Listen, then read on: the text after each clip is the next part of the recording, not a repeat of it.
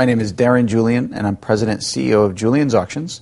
And we have on November 21st the Music Icons auction that takes place at the Hard Rock Cafe in Times Square. Items from the Beatles, Janis Joplin, Hendrix, a little bit of everybody. But what's getting the most attention and interest is the collection of about 80 items that we have of Michael Jackson. The king of pop.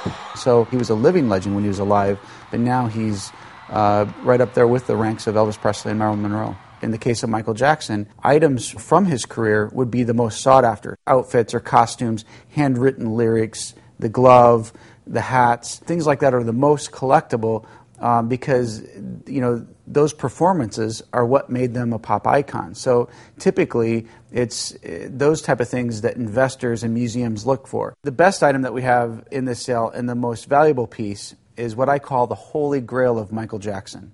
If you were to ask me what item would be the most iconic to him we could ever sell, it would be this white glove.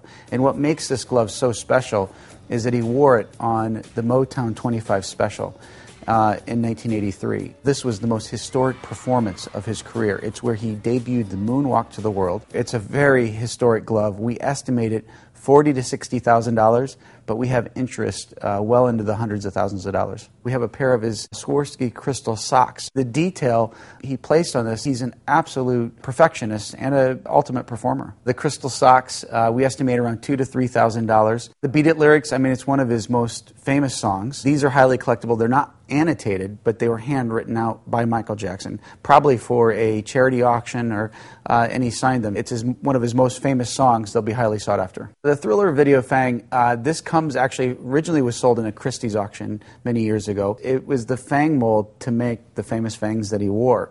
So, you know, even a piece like this, I mean, it's part of history. It's highly collectible. The MTV Music Awards hat is a really great piece. What really makes it special is that it comes with a letter detailing its history, and it's signed by Lisa Marie Presley Jackson. To my knowledge, there's not a lot of letters or documents that she signed with her full name. The chocolate bar comes to us from somebody that actually worked in one of the law offices that Michael was working with at the time that he got married to Lisa Marie Presley. They had these chocolate bars made that were sent out to all the associates and friends and people of Michael Jackson and Lisa Marie.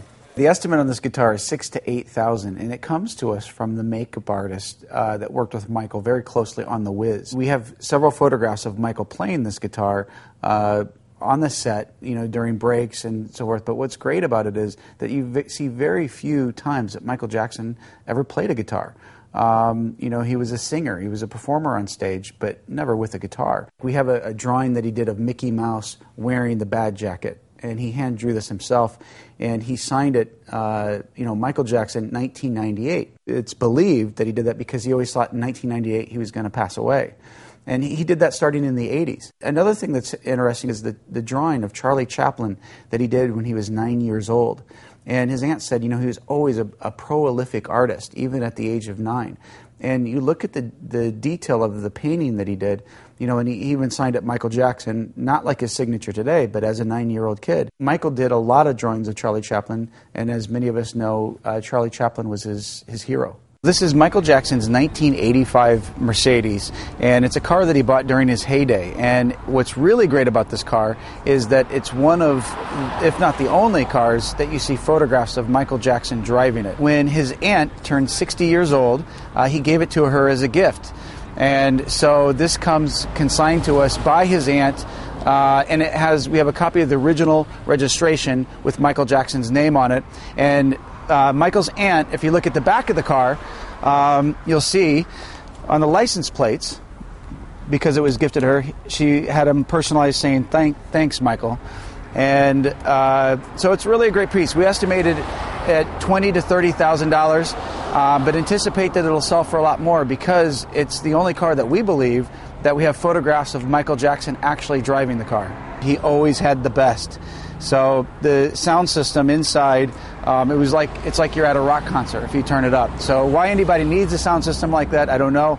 But again, Michael Jackson never cut corners on anything. He always did it first class, always made sure that he had the best.